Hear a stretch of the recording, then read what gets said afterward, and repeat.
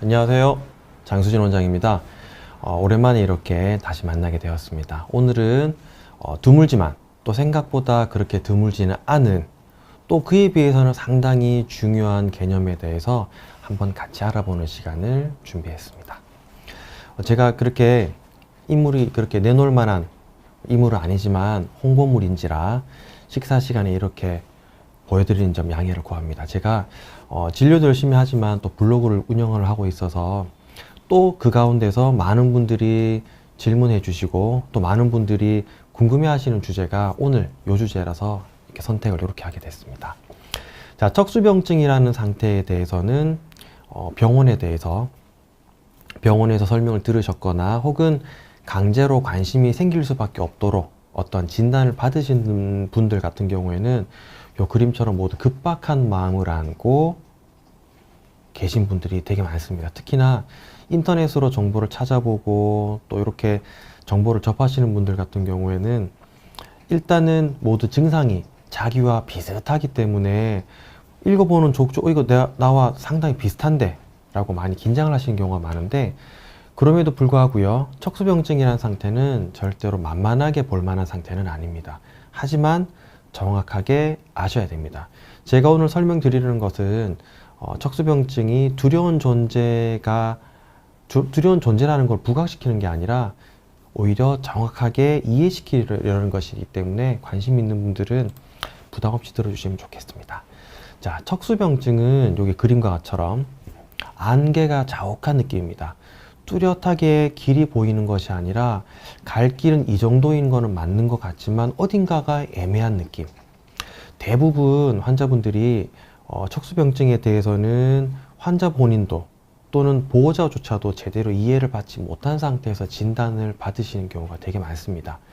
그런데 척수병증의 특징상 어쩔 수 없이 진단과 동시에 어떤 수술 같은 그 무서운 말을 듣게 되고 엉겹결에 수술 일자까지도 결정을 하고 일단 집으로 오시는 경우가 되게 많습니다.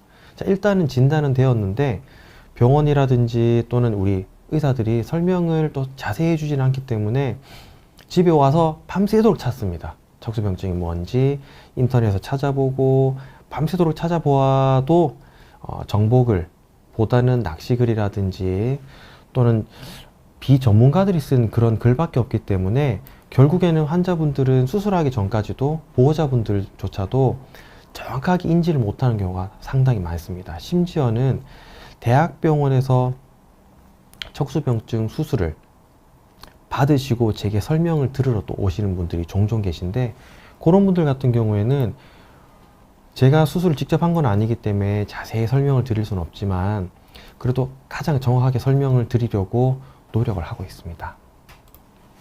자, 먼저 척수병증의 개념 먼저 이해해 보도록 하겠습니다. 척수병증은 의학용어로는 마이엘로패티라고 부르는데, 마이엘로는 여기서는 척수라는 의미를 가지고 있지만 또 다른 의미가 하나 더 있습니다. 골수라는 의미를 가지고 있어요.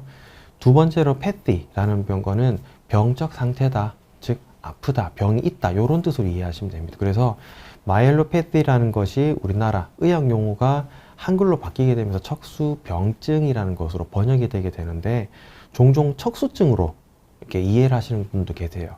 척수증은 우리 교과서적인 표현으로는 그렇게 맞는 표현은 아닙니다. 자, 이름에 나와 있듯이 척수병증은 척수에 병이 발생한 상태다.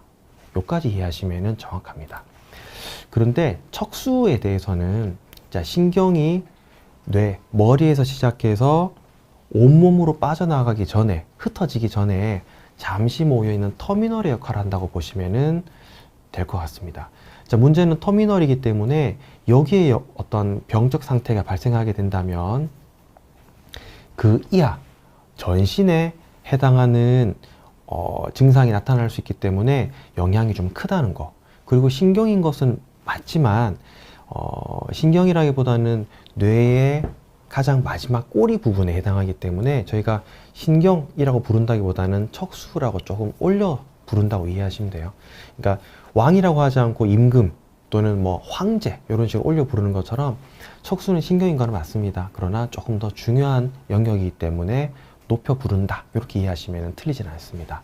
이렇게 중요한 척수에 병이 생긴 거기 때문에 척수, 즉 신경으로 치었을 때는 좀 저 위에 상류에 어떤 병이 생겼기 때문에 증상이 좀 넓게, 그런데 특징이 뭐냐면은 통증이라든지 또는 위압감 이런 것들이 어딘가 생각보다는 심하지 않은 경향을 보여요. 대신에 팔 또는 다리를 미세하게 움직이는 어떤 미세한 조절 능력이 좀 떨어지기 때문에 어딘가 부자연스럽다, 어딘가가 뭔가 찝찝하다 이런 느낌의 증상을 많이 봤는데, 일단 척수에 병이 발생한 것이기 때문에 저희 척추외과 의사들은 상당히 중요하게 척수병증을 바라보게 됩니다. 일단은 또 질문은 계속 이렇게 올려주시면은 제가 좀 이따가 중요한 내용이 마치고 난 다음에 환자들 MRI를 설명을 한번 해드릴 텐데, 그 전에 좀 모아서 설명을 드리고 마저 설명드리고 또 질문을 받도록 하겠습니다. 척수병증의 증상에 대해서 설명을 해드릴 텐데, 여기서 말씀드리는 척수병증의 증상은 특징이 이런 특징을 가진다는 것이지, 이런 증상을 가진다고 해서 무조건 척수병증이라거나 혹은 다른 병적 상태가 이런 증상을 나타내지 않는다는 건 아닙니다. 뭐 팔다리 저린 거라든지 힘이 좀 빠진다든지 시리다든지 통증이다든지 이런 거는 척수병증이 나타날 수 있고 다른 상태일 때도 나타날 수 있지만, 척수병증의 특징은 지금 설명드리는 여러 가지입니다. 먼저 미세 수부 운동 장애는 손으로 하는 미세한 어떤 작업이나 움직임의 영향을 받는다는 뜻입니다. 가장 첫 번째로는 우리가 하루 3번 식사를 할 적에 젓가락질을 하게 되는데, 우리 젓가락질이 예전만 못하다는 느낌을 받으시는 경우가 많습니다. 또는 근실 쓰는 거, 우리 젊을 때는 명필이었는데 요즘 글씨가 예전 같지 않아. 혹은 옷을 입을 때 단추를 잠그시게 되는데 단추 잠그는 게 어딘가 잘 안 돼. 요런 느낌의 말씀을 많이 하시게 되는데, 요런 미세 수부 운동 장애는 우리가 손을 움직이는 이런 움직임들이나 행동들은 생각보다는 손에 있는 작은 근육들과 작은 어떤 신경들이 서로 조화를 이루어가면서 한쪽이 구부려질 때는 반대쪽은 펴지고 한쪽이 펴질 때는 반대쪽은 구부려주는 이런 여러 가지 현상들이 조화롭게 이루어져야 되는데요. 손으로 하는 작업들이 영향을 받는다는 것은 미세 수부 운동 장애, 즉 손으로 하는 행동들 중에 조화로운 부분들이 영향을 받고 있다고 이해하시면 됩니다. 여기서 또 한 가지 또 특징이 하나가 뭐냐면, 우리가 밥 먹을 때 주로 오른손잡이들은 젓가락질 또는 글씨 쓰는 거 오른손으로 하시지 않습니까? 척수병증으로 인한 증상이 왼쪽에 주로 집중되어 있을 때는 환자분들이 젓가락질이나 또는 이런 글씨 쓰는 거에 대해 어떤 문제가 생겼다는 것을 늦게 인지하는 경우가 되게 많아요. 그래서 좀 늦게 병원 오시는 경우가 많더라는 거. 두 번째로는 보행장애가 있는데, 척수병증 같은 경우에는 오랜 시간 동안 신경이 많이 눌려있기 때문에 이제는 손을 벗어나서 다리를 움직이는 어떤 조화로움이 깨지게 됩니다. 보행장애는 본능적으로 다리를 움직이고 하는 것들이, 우리가 다리를 들고 앞으로 옮기고 이제 땅에 놓고 뒷다리를 ом기고 하는 것들을 우리가 본능적으로 움직이지 저희가 생각을 해서 움직이는 건 아니에요. 다 조화로운 움직임인데, 환자분들이 보행장애를 표현하실 때는 대개는 뭐 걷는 게 어려워요 이런 표현보다는 보행은 할 수는 있긴 한데 어딘가 내 보행이 이상하고 어딘가 머리가 아닌 몸이 어지러워서 자꾸 넘어지는 것 같아요, 이런 표현을 많이 쓰십니다. 제가 환자들을 이제 자주 만나다 보면은 어떤 표현도 많이 쓰시냐면은, 우리 계단을 이렇게 내려갈 적에 마지막 계단이 실은 없는데 있는 줄 알고 다리를 쭉 내밀었을 적에 다리가 예상하지 못했던 순간에 땅에 딱 닿아버리면은 충격이 무릎까지 쑥 올라옵니다. 그러면은 그럴 때 우리가 보통은 다리가 무릎이 싹 구부려지면서 넘어진 휘청하는 그런 순간 있지 않습니까? 그런 느낌의 휘청, 다리가 깜짝깜짝 놀라는 이런 듯한 보행을 보이기 때문에 보행이 힘들다는 거고요. 마지막으로 배변장애. 배변장애는 쉽죠. 대변 또는 소변, 가장 대표적으로는 항문을 조여주는 항문 관략근의 힘이 떨어지면서 팬티에 변이 묻어난다거나 혹은 변이 슥 새나오는 것을 본인이 인지하지 못하는 경우가 생기게 됩니다. 자, 왜 척수병증을 치료해야 되느냐에 대해서는 방금 설명드린 3가지 증상 때문에 그렇습니다. 먼저 미세 수부 운동 장애가 온다면은 식사를 혼자 잘 못 하시게 될 거고 하니까, 또는 옷을 혼자 잘 못 입게 되실 테니까 어디 외출하거나 식사 시간이 됐을 적에 누군가가 나를 도와줘야 됩니다. 두 번째로, 보행장애가 있으면은 화장실 혼자 가거나 혹은 이동을 할 적에, 장소를 이동할 적에 힘을 써서 나를 도와줄 또 다른 조력자가 내 옆에 있어야 될 수도 있습니다. 마지막으로, 배변장애가 있는 분들은 이미 미세수분동장애와 보행장애가 이미 동반된 경우가 많이 있어요. 그 말은 이제 기저귀를 우리가 착용을 해야 되는 경우가 되게 많다는 건데, 기저귀를 내가 착용하고 싶어도 이미 손의 힘이라든지 손을 움직이는 어떤 기능이 떨어졌기 때문에 기저귀를 혼자 착용하고 벗고 하는 것조차도 힘들 수 있다는 거예요. 척수병증을 치료해야 되는 이유는 바로 여기에 있어요.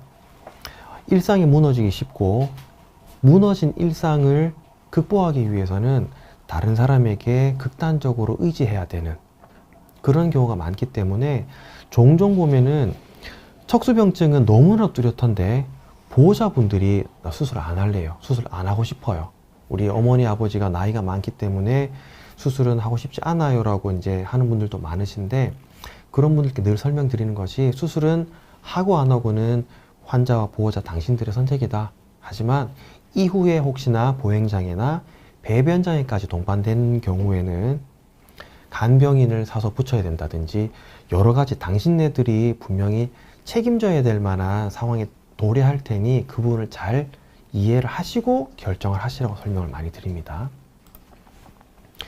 척수병증의 자연경과, 자연경과라는 것은 특별한 치료를 하지 않고 어떻게 보면 내버려 뒀을 적에 어떻게 진행되느냐에 대한 어떤 평가인데, 아직 연구 결과들이 일정하지는 않지만 증상이 서서히 발생하는 경과를 가지고 교과서적으로는 전반적으로 우하향, 시간이 지나면 지날수록 점점점 나빠지는 경향을 가지더라는 것이 중론입니다.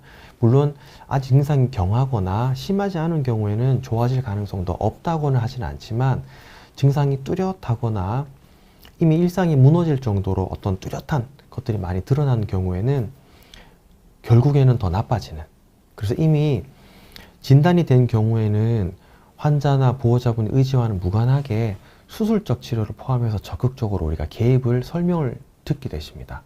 가장 비슷하게 설명을 드려보자면은 주위에 뇌신경세포가 죽는 현상, 예를 들어 뇌경색이라든지 뇌출혈이라든지 이런 병이 발생했을 적에 수술이나 적당한 치료를 했음에도 불구하고 우리 남아있는 마비라든지 몸의 어떤 불편함들, 실은 저희 아버지가 제가 이제 의대 다닐 적에 뇌출혈 때문에 수술하셨기 때문에 아직도 마비가 남아 있으세요.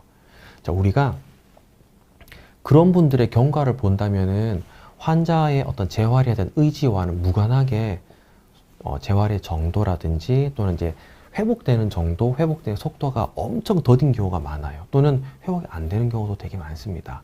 그게 신경이 손상됐을 때 나타나는 현상인데, 뇌의 가장 꼬리 부분, 뇌의 가장 마지막 부분을 제가 척수라고 부른다고 했잖아요, 일종의.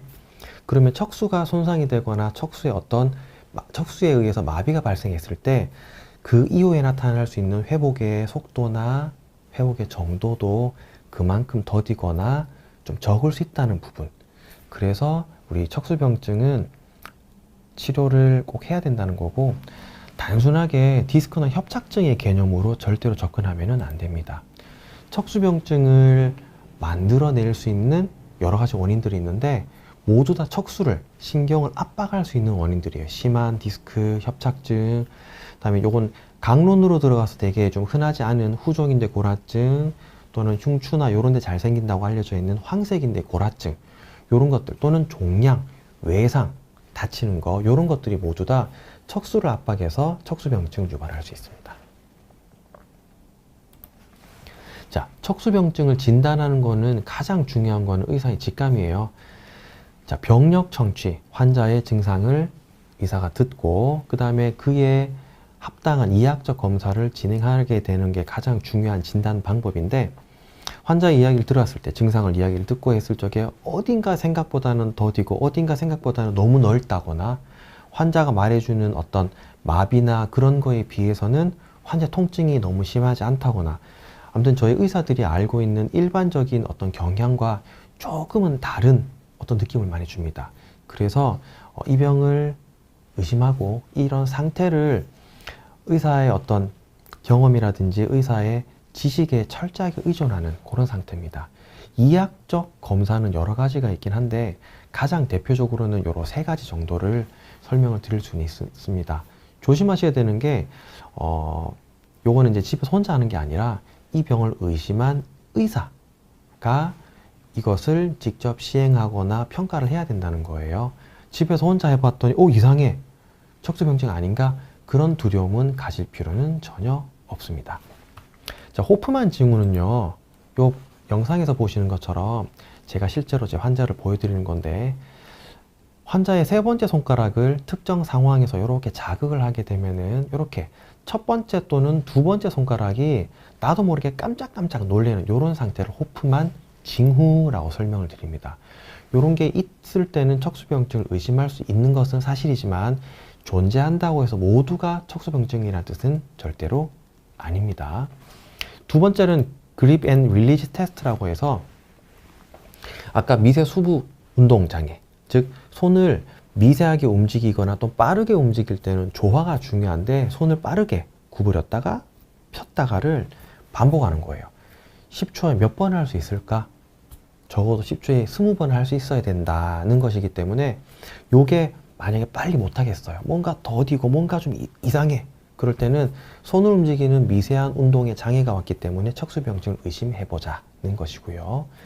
마지막으로 보이는 요 딥 텐덤 리플렉스라고 하는 건 뭐냐면 이제 근육이 수축을 하거나 이완하는 과정에서 뼈와 관절이 움직이게 되는데 근육과 뼈를 연결해주는 건 또는 힘줄의 특정 부분을 자극을 하면은, 저희 의사가 적절히 자극을 하면은 그에 대한 반응 또는 어떤 반응들이 나타나게 되는데 그 반응을 평가해서 심부건 반사라 불러요. 요 DTR이 증가했다, 감소했다를 가지고 척수병증을 의심을 하게 됩니다. 그럼에도 불구하고 척수병증을 진단하는데 가장 중요한 것 중에 하나는 영상에서 보는 요 MRI입니다. 척수병증은 이학적 검사에서 이상이 있거나 또 경우에 따라서는 다른 부분을 수술하기 위해서 하는 수술하기 전 검사 과정에서 우연히 발견되는 경우도 많이 있는데 척수병증을 유발할 수 있는 병변과 MRI에서 보면은 이 영상에서는 이 부분입니다. 빨간 동그라미 한 중간에 보면은 척수는 뇌에서 내려가는 요 척수는 이렇게 색깔이 드러나야 되는데 이 부분은 약간 하얗게 좀 이렇게 보이는 부분이 있습니다. 이 부분은 MRI에서 고신호 영역이라고 부르는데 신경 조직이 괴사, 즉 죽었거나 부었거나 순환장애, 이렇게 혈액의 공급이 좀 문제가 생겼거나 또는 출혈이 있는 손상된 영역을 이렇게 MRI에서는 고신호 영역, 흰색으로 보이게 되는데 이렇게 MRI 보이는 것과 환자의 증상과 여러 가지 검사들을 통해서 척수병증을 진단하게 됩니다. 요 MRI 보이는 부분들을 보이는 요 부분은 제 기억상으로 상당히 기억에 많이 남는 부분인데 처음에 척수병증 때문에 제가 앞쪽을 수술을 예쁘게 해놨는데 그 이후에 이런 식으로 시간이 지났더니 또다시 다리에 힘이 빠지고 보행이 좀 불가능하신 거예요. 그래서 MRI를 다시 찍었더니 신경의 뒤편에 이렇게 다시 황색인대가 두꺼워지면서 신경을 다시 누르는 척수병증이 발생했고 요거를 내시경으로 이렇게 제거해서 지금 잘 걸어 다니시는 분이세요. 이런 식으로 척수병증은 계속 신경을 쓰고 우리가 알고 있어야 되는 부분입니다.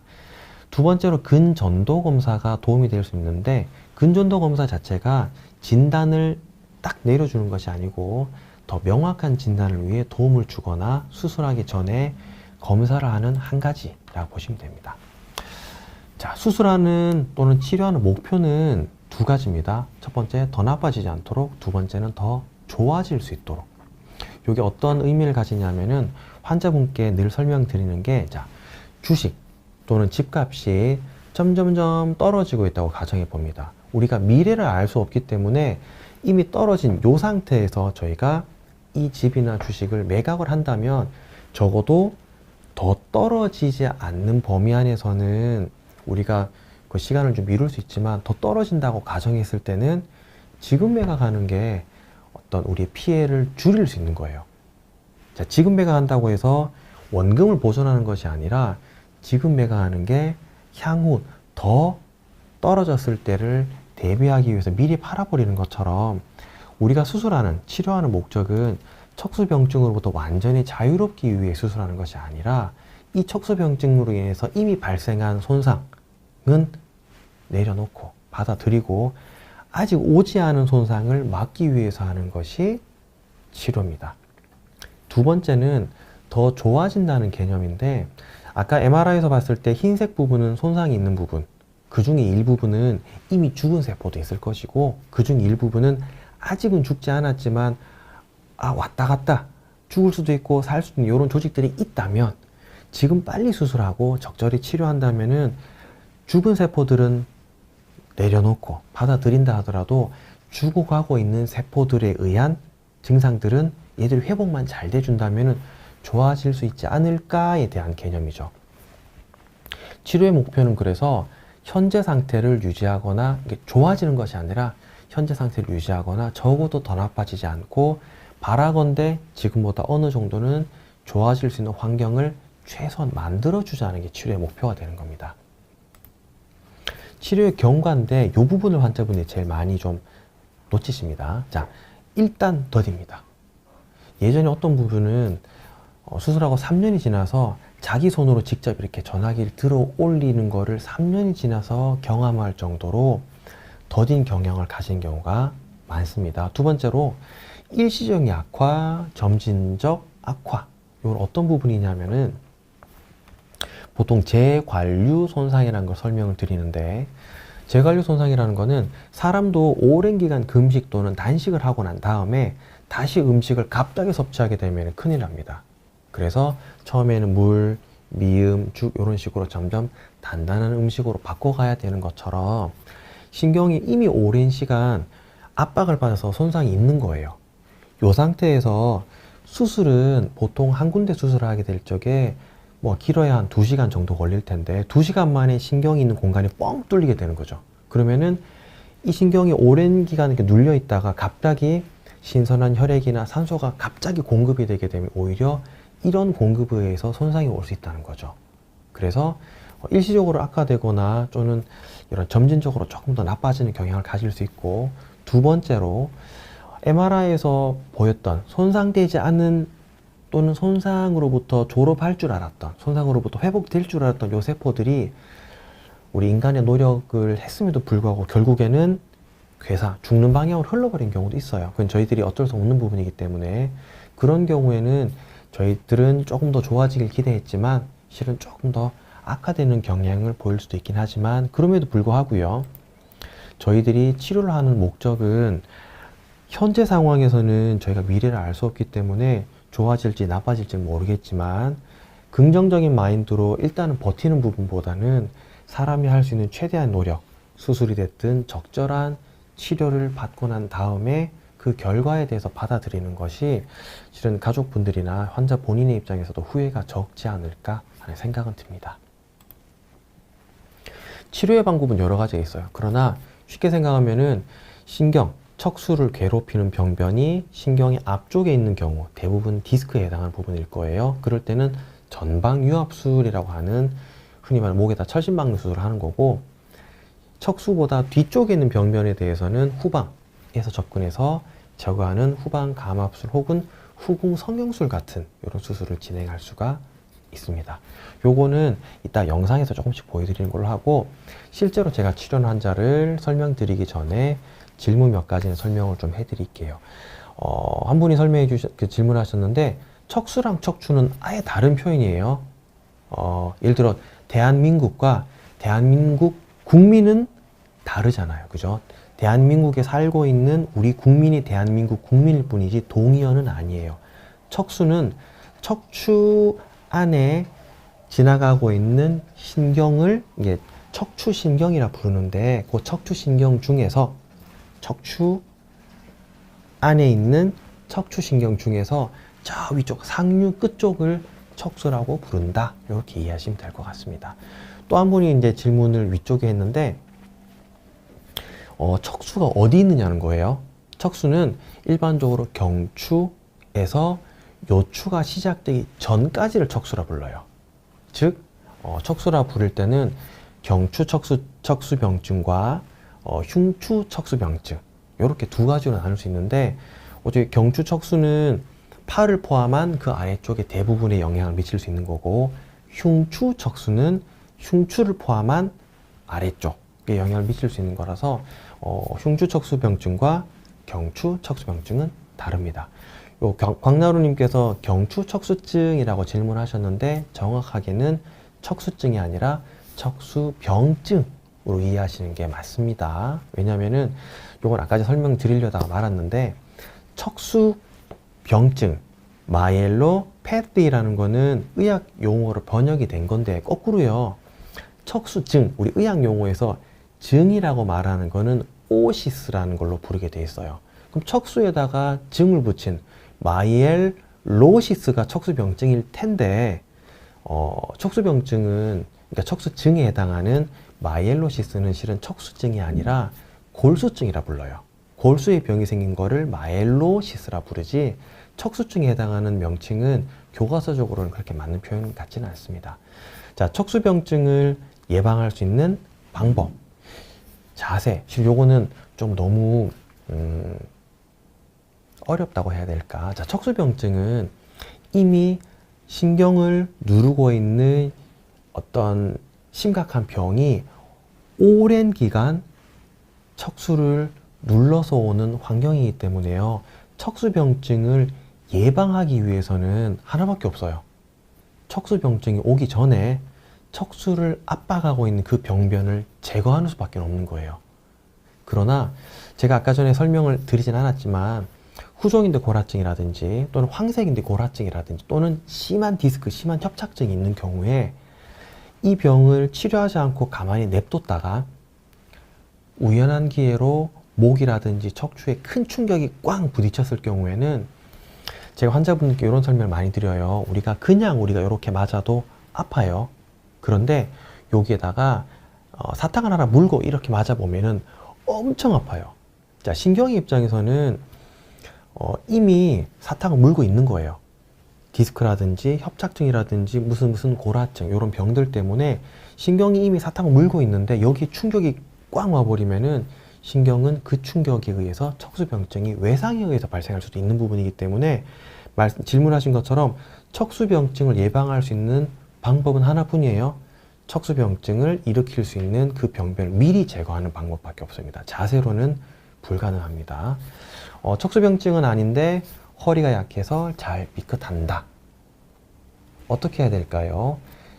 요거는 그냥 근육통이시기 때문에 걱정하지 마시고, 이제 내가 근육을 강화시켜야 된다에 대한 어떤 강박을 가지지 마시고, 오히려 내가 근육통이 왜 생길까? 내 환경 속에서 내가 허리 어떤 상황에 근육통이 잘 오는가를 이해하시고 조심하는 게 맞지 않을까 싶습니다. 손을 들다가 삐끗했다. 그럼 근육통이세요. 척수병증, 신경에 대한 증상은 절대로 아니십니다. 자, 천호동에 계신 분이시네요. 취미로 춤추기를 배우려고 하는데 예방에 도움이 될까요? 절대 안 됩니다. 다시 처음으로 돌아갈게요. 병이 있는데, 좀 다른 얘기를 들어볼까요? 주머니 안에다가 못이랑 칼 같은 걸 잔뜩 넣어 놓은 거예요. 지금 축구를 하거나 친구와 장난치다가는 내 다리가 찔려요. 주머니 안에 가득 차 있으니까. 척수병증이 일어날 수 있는 상태가 이미 목이나 흉추에 만들어져 있는 상태예요. 이 상태에서 춤추기를 배운다면 그 충격이 신경과 그 주변으로 전해진다면 척수병증은 무조건 옵니다. 척수병증을 예방에 도움이 되는 게 아니라 척수병증을 만들 수 있는 어떤 병적 상태를 미리 제거를 하는 수술을 하시는 게 맞는 거고요. 척수병증을 예방하진 않아요. 척수병증은 오히려 이제 척수를 안정적으로 유지하는 게 좋기 때문에 오히려 춤추기 같은 건 뜀박질 같은 운동보다는 평지 걷기나 수영 정도만 하시는 게 훨씬 더 좋을 것 같습니다. 자, 이제 제가 치료했던 부분들 조금씩 한번 보여드릴게요. 왜 이 장수진이라는 사람이 척수병증을 이렇게 강조하느냐에 대해서인데, 자, 이 환자분들은 다른 병원에서 다리가 많이 저려서 저한테 내시경 수술을 의뢰돼서 오신 분이세요. 실제로 영상을 보시면은 우리 첫 번째 영상에서는 우리 2번이랑 3번 쪽에 이렇게 신경이 많이 눌려 있는 일종의 협착증이 너무 뚜렷하게 보이시고요. 단면에서도 이렇게 신경이 너무 심하게 눌려 있으세요. 그런데 환자분과 조금 이야기를 좀 더 해보니까 이상하게도 팔이 저리다, 이상하게도 컵을 자꾸 떨어뜨린다는 표현을 많이 쓰시고, 저랑 좀 이렇게 이야기하다 보니까 손의 움직임 또 다리의 움직임이 뭔가가 부자연스러운 걸 많이 보이셔서, 실은 환자분은 좀 어이없었는지 모르겠지만 목에 MRI를 찍었어요. 봤더니 3번이랑 4번 사이에 심한 디스크가 있었고, 단면에서 보면은 신경이 너무 심하게 눌려 있는 거죠. 그래서 척수병증이 진단되신 분이시고요. 허리 수술 안 했습니다. 왜? 이런 분들은 다리에 힘이 빠질 수도 있고 팔에 힘이 빠질 수도 있고 모든 증상들이 허리에도 병이 없진 않으십니다.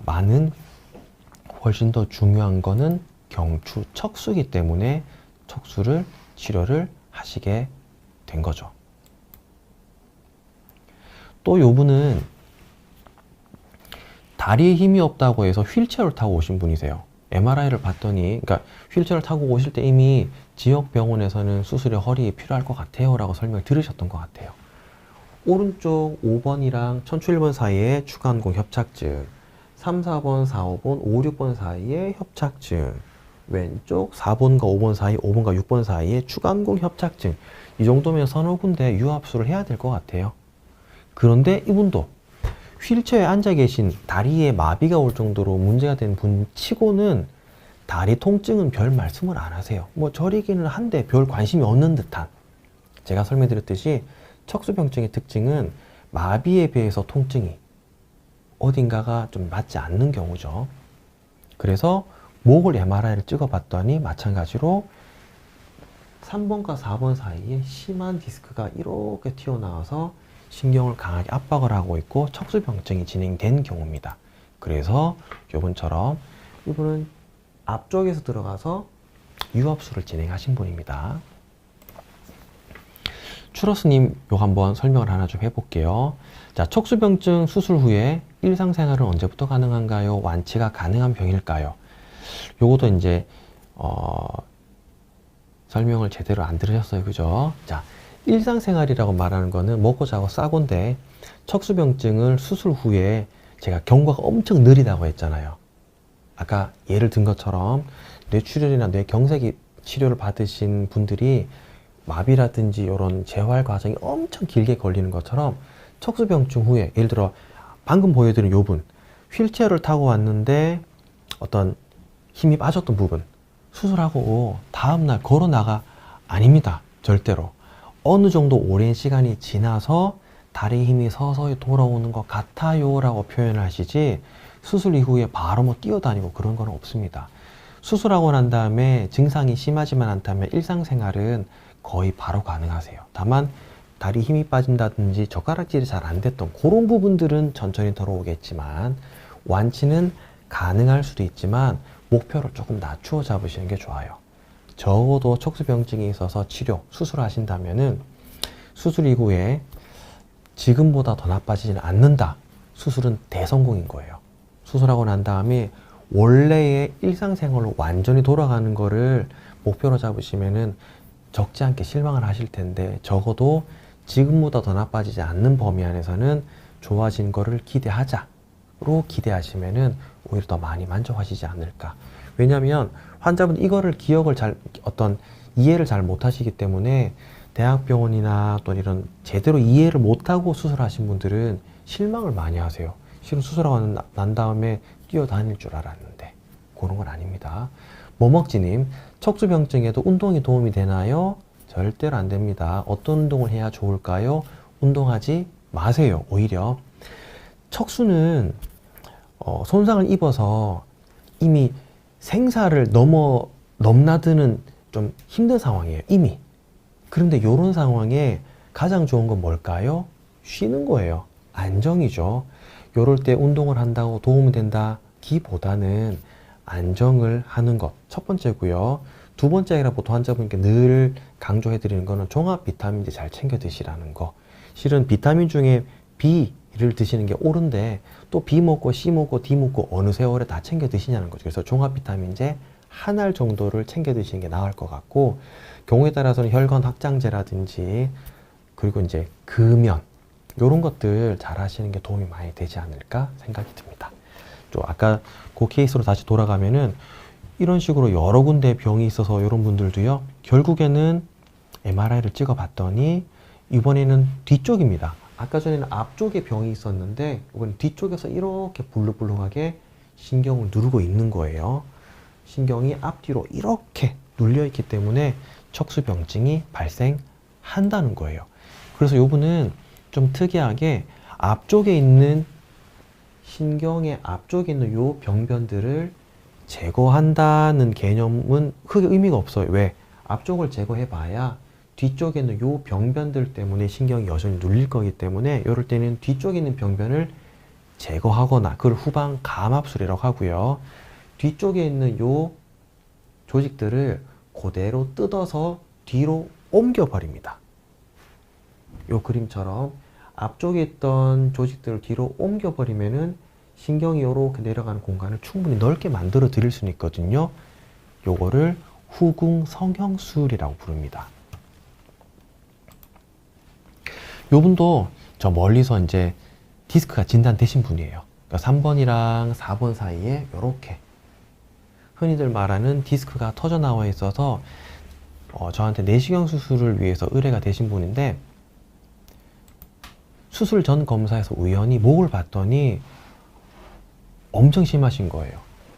요렇게 척수가 내려가는 길목이 아예 하얗게 변했어요. 척수병증이 꽤 심하신데 의외로 환자분이 느끼는 증상은 크지 않았던 거예요. 어쩌면 우리 이제 디스크로 인한 하지저림인지 척수병증으로 인한 하지저림인지는 모를 정도로 목에 생긴 척수병증이 좀 심하시기 때문에 실은 이분도 허리 수술은 취소하고 목 수술로 바꿨습니다.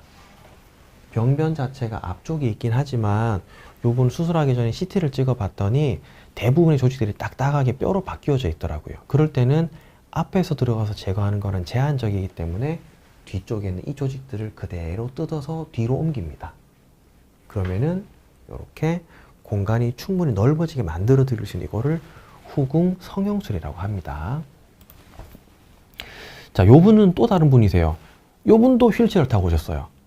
또 동네 병원에서 다리가 저리고 해서 뭐 이런저런 이유에서 수술하세요 라고 설명을 듣고 오셨는데, 이분도 이 얘기를 나눠 봤더니 이상하게 팔에 힘이 좀 빠지는 것 같아요 라고 말씀을 하세요. 이미 허리 MRI는요 한두 군데가 아니에요. 협착증이 너무 많아요. 여러 군데. 이미 이 정도만 돼도요 다리에 힘 빠질 정도로 심해요. 그런데 손에 힘 빠지는 부분이 너무 마음에 걸렸기 때문에 또 MRI를 목을 찍어 봤죠. 봤더니 보시는 것처럼 너무 심한 디스크가 신경을 엄청 강하게 누르고 있는 거예요. 결국엔 이분도 힘 빠지는 거는 허리에서 오는 부분도 분명히 있겠지만 목에서 온다는 거예요. 그래서 요분은 이런 식으로 앞쪽에서 들어가서 디스크를 제거해서 신경이 지나가는 공간을 넓혀 드렸는데, 잘 보시면 척수병증 요 하얀 부분은요 수술 후에도 크게 달라지진 않아요. 그래서 이분은 수술하기 전에 요 팔을 많이 저리고 힘이 빠져 하셨는데, 물론 다리도 힘이 빠졌지만 수술 후에 서서히 돌아오는 것 같다고 지금도 점점 좋아지고는 있으셔서 조만간 일어서실 것 같아요. 자, 그러면 어흥님, 척수병증도 먼저 발견할수록 예후가 좋을까요? 맞죠. 왜냐면은 척수병증, 그러니까 이분 같은 경우에는 우연히 발견되는 것도 있긴 하지만 병을 애초에 제거를 했다면 척수병증이 심하게 진행되는 걸 막았을 것이고, 혹시나 흡연하시는 분들이라면 금연을 제가 지시를 한다거나 여러 가지 방법을 통해서 척수병증이 심하진 않도록 도와드릴 수는 있었기 때문에 먼저 발견할수록 예후가 좋은 거는 사실입니다. 그러나 먼저 발견해도 치료를 안 한다면은 그럼 이제 결과는 비슷할 수 있습니다. 척수병증은 정기검진으로 미리 알 수 있을까요? 실은 검진을 한다기보다는 더 중요한 건 증상이죠. 가장 중요한 거는 환자의 병력 청취와 이학적 검사 그리고 MRI가 될 텐데 척수병증은 결국에는 목 MRI를 찍어보는 거 하나밖에 없어요. 그러나 그보다 더 중요한 거는 척추를 치료하는 의사를 만나서 증상을 서로 이야기하고 필요하면 이학적 검사 간단한 것들 해보면은 어느 정도까지는 알 수 있기 때문에 정기검진을 하신다기보다는 불편한 부분이 있으면은 의사를 만나는 게 제일 낫지 않을까. 여기서 말하는 의사라는 거는 실제로 척수병증에 대한 치료를 결정하고 경우에 따라서는 치료를 미룰 수도 있고 이걸 설명해 줄 수 있는 의사, 척추를 치료하는 우리 척추정형외과라든지 척추신경외과 이런 의사를 만나는 게 가장 중요하지 않을까 싶습니다. 이 환자는 조금 좀 특이하게 치료를 한 부분이세요. 이 부분은 보시면은 이미 병원 오실 적에 손에 여기 앙상해요. 이제 골간근이라고 해서 뼈랑 뼈 사이에 있는 여기 있는 근육들이 말라서 메말라 있는 거예요. 그리고 무지국은 엄지손가락 여기 보면은 근육들이 통통하거든요. 새끼손가락 요 주변에도 근육이 통통해요. 요 근육들이 척수병증이 오랜 시간 지속되거나 하면은 점점 사용을 하지 않으면서 퇴화가 이루어져서 손이 앙상하게 뼈만 남는 듯한 형태를 보이시는데 이 환자분은 이미 손이 앙상한 채로 저를 찾아오신 거죠. 그리고 컵도 못 들겠다, 우리 뭐 젓가락질도 안 된다, 너무 힘들어 하셔서 근데 이미 다른 병원에서 이제 손목 터널증 같은 이런 병을 진단 받으셨기 때문에 치료가 좀 늦어진 경향이 있긴 하십니다. 요분은 MR 찍어봤더니 신경을 압박하고 있는 병변이 여러 군데. 제가 아까 전에 호프만 징후 때문에 동영상을 보여드렸잖아요. 그게 이분 거예요. 요분을 손가락 진료실 튕겨봤더니 바로 손가락에 깜짝깜짝 놀래요. 척수병증이 맞구나. 그런데 CT를 찍어봤더니 이미 신경을 누르는 병변들이 거의 다 뼈로 이루어져 있어요. 그 말은 이 뼈를 모두 제거하는 거는 쉽지 않다는 거고 생각보다는 뒤쪽으로 많이 튀어나와 있기 때문에 뒤쪽에 있는 뼈를 뜯어서 옮기는 정도로 저희가 원하는 바를 모두 이룰 수는 없을 것 같아서 이 부분은 좀 특이하게 뒤쪽에 있는 이 뼈를 통째로 그냥 뜯어버렸어요.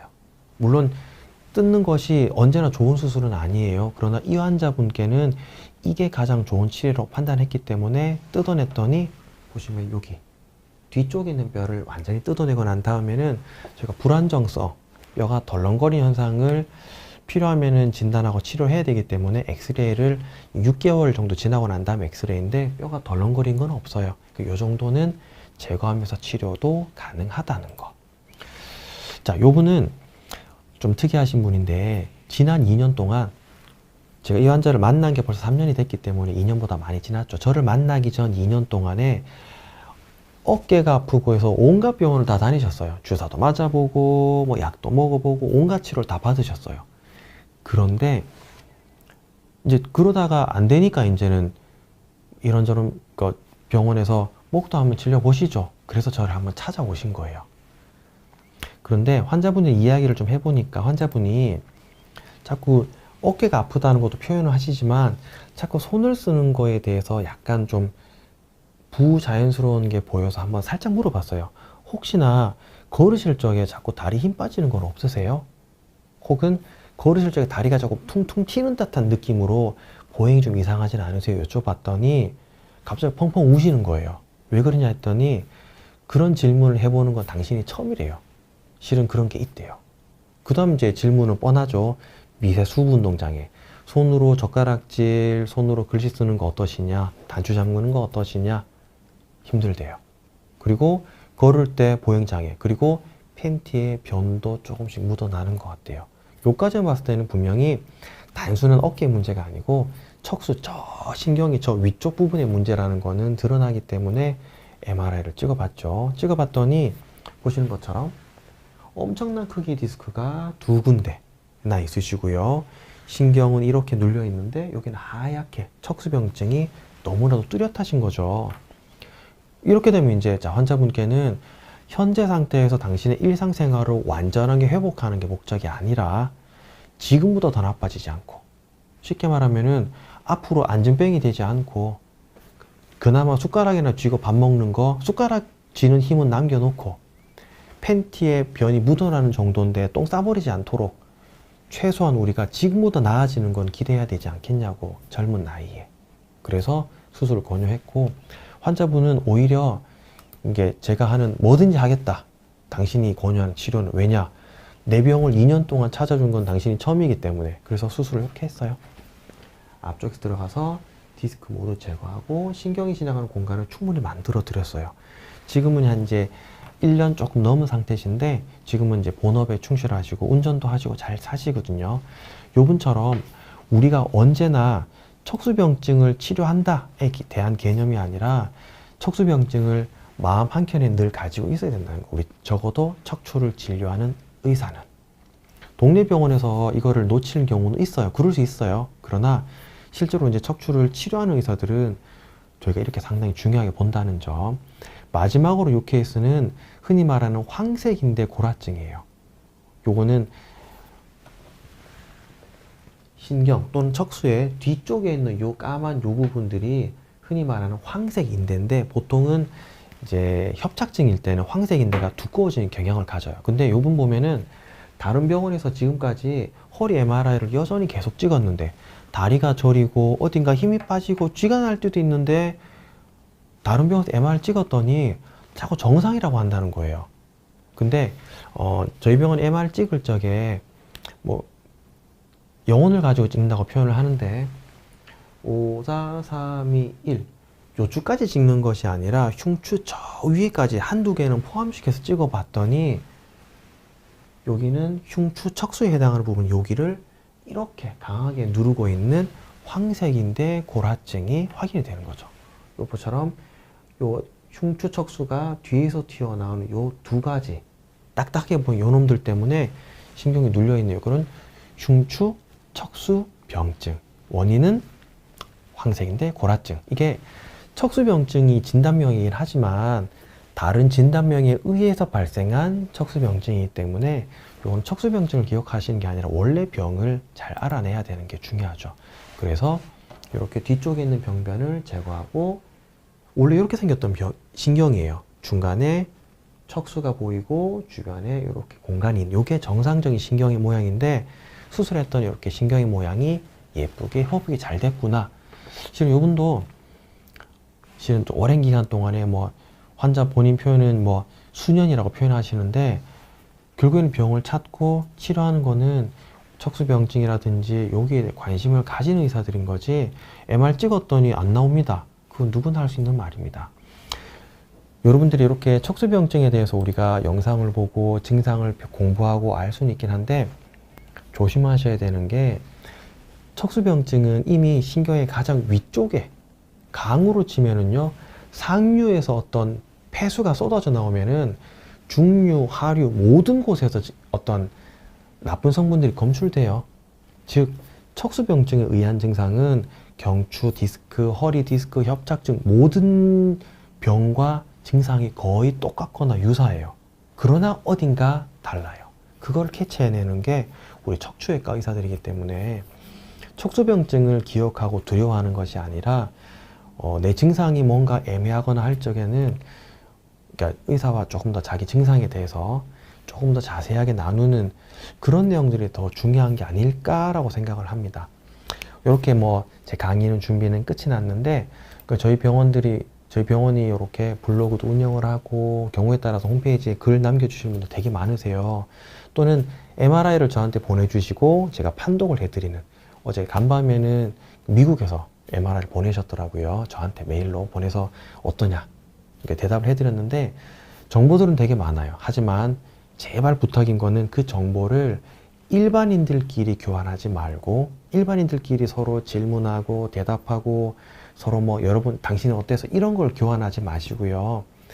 본인의 증상을 의사와 상의를 하시고, 그 의사와 상의하고 난 다음에 치료 방향은 누구와 또 의사와 상의하셔야 적절한 치료가 되는 거지, 언제까지나 그냥 뭐 그런다더라 그렇게 진행하게 되면 병 못 찾아요.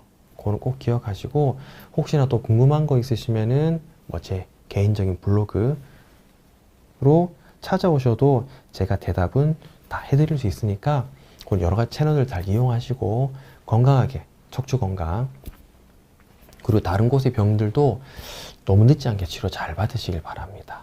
오늘 제 강의는 이렇게 마무리를 하는 걸로 하고, 그렇죠. 치료는 언제나 스토리가 있어요. 그런 말 있잖아요. 모든 시체는 다 사연이 있다. 저희 치료할 때도 보면은 사연이 깊은 분들이 되게 많으세요. 근데 그거를 저희가 늘 조심하면서 진료를 열심히 하겠습니다. 이상 장수진이었습니다. 감사합니다.